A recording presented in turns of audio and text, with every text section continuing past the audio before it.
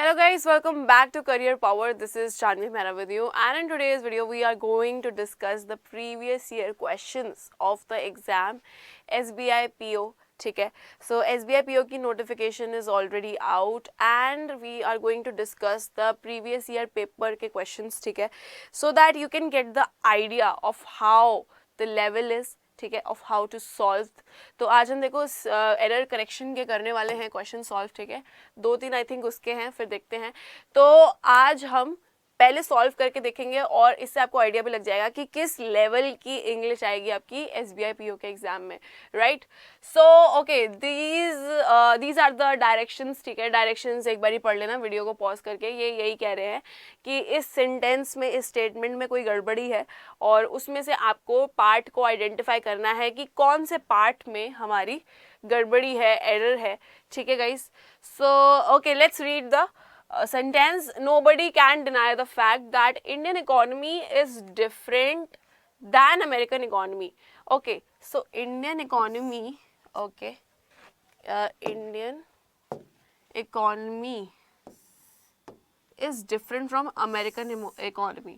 So see, both are nouns here. ठीक है, दोनों इंडियन इकोनॉमी और अमेरिकन इकोनॉमी के बीच में कंट्रास्ट को ड्रॉ किया जा रहा है.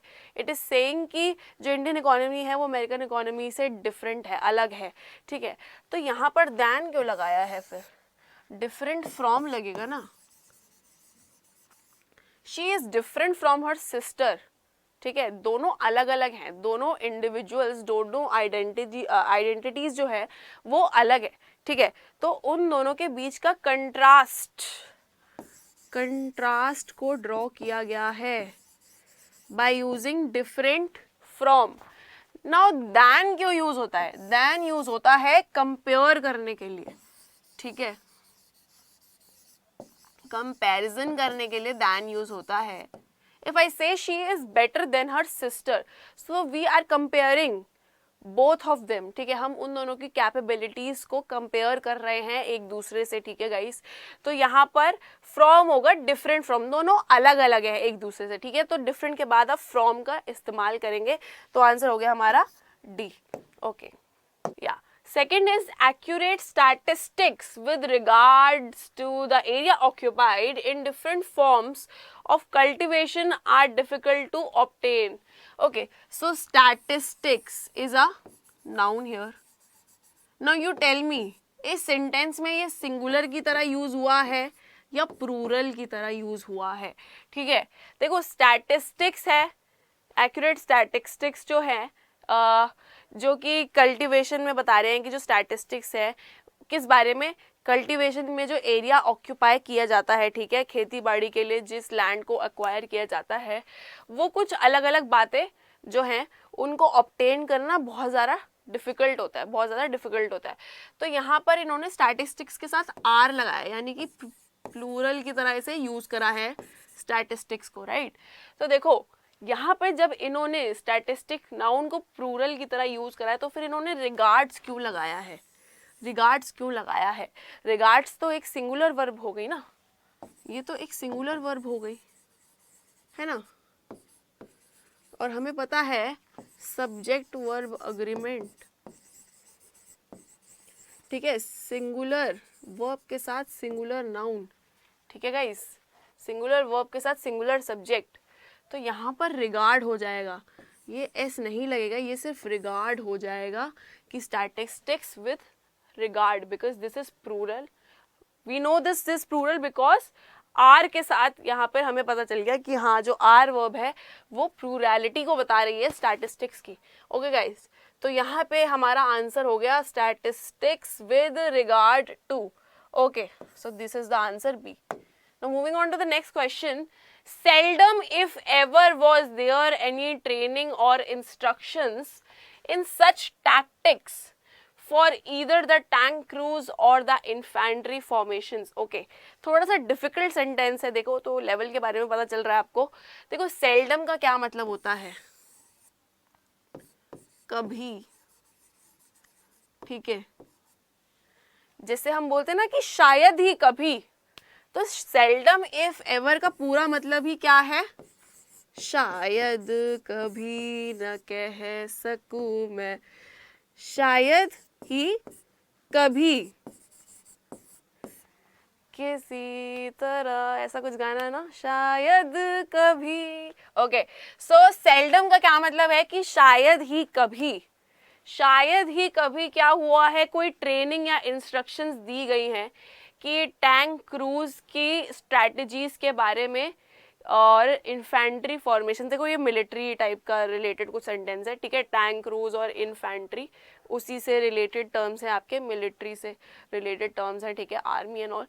तो अब ये कह रहे हैं टैक्टिक्स क्या होता है, स्ट्रैटेजीज, ठीक है। स्ट्रैटेजीज का मतलब होता है टैक्टिक्स लगाना, ठीक है, विजडम लगाना, टैक्टिक्स लगाना। सो सेल्डम इफ एवर, देखो सेल्डम इफ एवर, शायद ही कभी, ये बिल्कुल सही है अपने आप में सेंटेंस, ठीक है, इसमें कोई गड़बड़ नहीं है।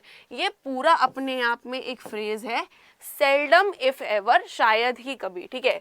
सेल्डम और नेवर नहीं हो सकता, ठीक है, सेल्डम इफ एवर करेक्ट है, ठीक है। वही इसका आंसर हो जाएगा नो रिप्लेसमेंट रिक्वायर्ड, ठीक है, ये नहीं होगा, ठीक है, इसका आंसर हो जाएगा नो रिप्लेसमेंट रिक्वायर्ड, ठीक है। सेल्डम और एवर ये सब गलत है, ठीक है। हैज एवर ये सब रॉन्ग है, ठीक है, ये सही है, बट इसका आंसर है no replacement is required. Another type of question, so they are saying कि select the phrase connector from the given three options which can be used to form a single sentence from the two sentences given below implying the same meaning as expressed. Okay, okay, okay, okay guys, इसका मतलब ये है कि यहाँ पर हमें पता है दो सेंटेंसेस गिवन है, ठीक है, दो सेंटेंसेस गिवन है।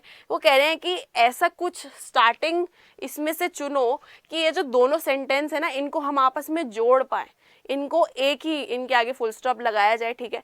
तो ये कनेक्टर के तौर पर ये कह रहे हैं कि ऐसा कोई फ्रेज इनमें से यूज करिए, ऐसा कोई कनेक्टर इनमें से यूज करिए कि जब आप उसे लगा दे सेंटेंस की स्टार्टिंग में, तो ये ऐसे दो अलग अलग लाइनें ना बने, दो अलग अलग सेंटेंसेस ना बने, बिल्कुल एक कॉम्पैक्ट वन सेंटेंस बने। ओके गाइस, तो देखो क्या है सेंटेंस का मीनिंग देखते हैं। We see ourselves repeating our ordinary routine, full stop, we realise how much wealth surrounds our life.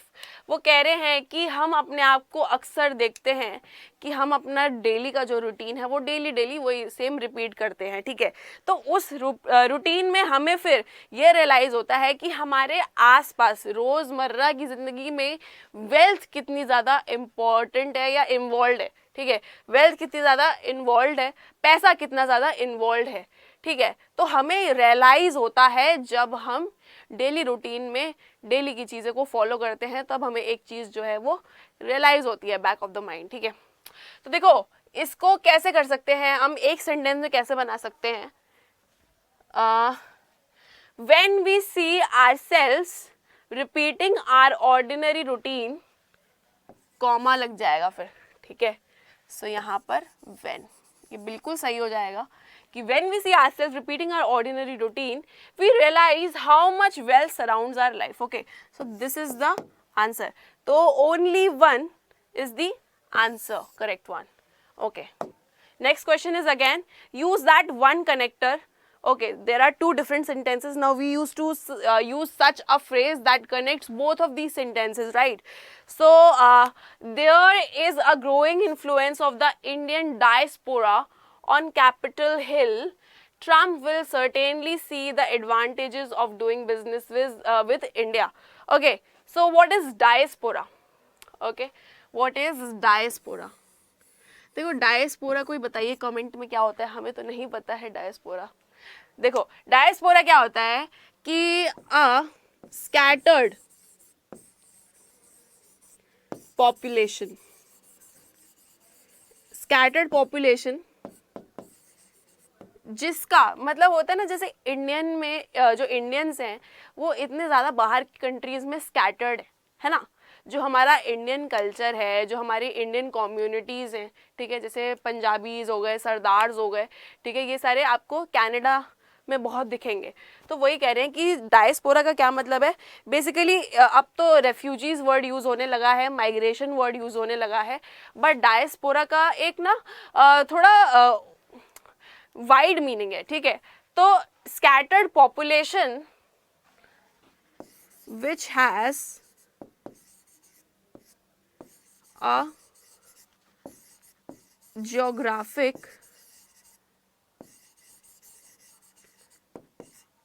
origin, ठीक है, जो कि उस जोग्राफिक, उस नेटिव प्लेस पे अब बिलोंग नहीं करती है और इधर उधर वो स्कैटर हो चुके हैं डिफरेंट पार्ट्स में, different parts of the areas, right. So तो डायस्पोरा वो होता है। तो कह रहे हैं कि इंडियन डायस्पोरा जो है ना, वो कैपिटल हिल क्या है, एक जगह है, ठीक है, यूएसए में एक कैपिटल हिल नाम की जगह है, वहाँ पर इंडियन डायस्पोरा हमें देखने को मिल रहा है। तो जो हमारे ट्रम्प भाई साहब हैं, उनको अब एडवांटेज दिख रहा है कि हाँ, जब इतने लोग हमारे कैपिटल हिल में हैं तो why not we do some business with the Indians, right, with Indians and India and Modi ji, right. So अब यहाँ पर कैसे हम स्टार्ट कर सकते हैं इस सेंटेंस को, so that we combine both of these sentences. Okay, so first one is, as there is a growing influence of the Indian diaspora on Capitol Hill, comma, Trump will certainly see the advantages of doing business with India. Okay, this is correct. This is absolutely correct. Okay, now let's see second one, the growing influence of the Indian diaspora on Capitol Hill, Trump will certainly see. Okay, this could be possible. This could be possible. Okay, अभी इसको नहीं करते हैं। With a growing influence of the Indian diaspora, ठीक है, तो growing influence, with the growing influence of Indian diaspora on Capitol hill, comma, the Trump, okay, ये भी हो जाएगा, बिल्कुल आपका हो जाएगा। तो यहाँ पर क्या ऐसा ऑप्शन है कि fourth, first and third are correct, या this is the option, this is the answer D, both first and third are correct here, ठीक है।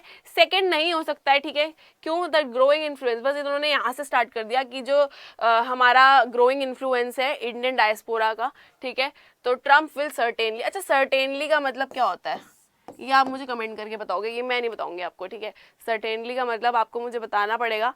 सो यहाँ पर अगर हम देखें सेकंड वाले को, गाइज आपको लगता है सेकंड वाला हो सकता है, the growing influence of Indian diaspora on Capitol Hill, no, I don't think so, second नहीं है, so answer should be first and third. Okay guys, okay, so I think these were the 5 questions that we have done today. Yeah, previous year questions from the exam SBI PO, so I hope you enjoyed this video, ठीक है, और मिलते हैं हमारी next video में और नए English lectures के साथ। तब तक के लिए बाय बाय, चैनल को सब्सक्राइब कर देना। मैं आपसे जानवी मेहरा विदा लेती हूँ, लव यू ऑल।